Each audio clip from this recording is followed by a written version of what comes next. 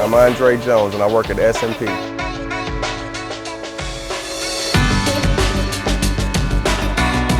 soon as I walked in the door, I seen that this was a job I would like to, spend some time with. And I really wanted somewhere that would, be able to build and grow my career, because at the time I didn't have a lot of experience in a lot of the fields that I do now.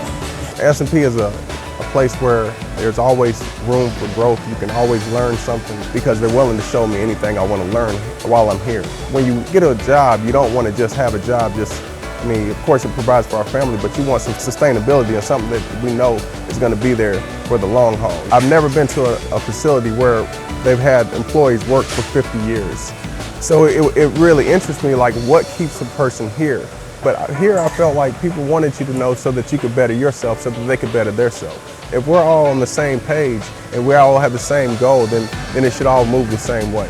There's a good team ethic. Even if you're not family members, everyone seems to want to, look out for each other and get the job done safely as possible. If you're willing to put forth the effort, there's also someone here willing to put forth effort in you. It's just so many things that I'm grateful for this position for, and I never take it for granted.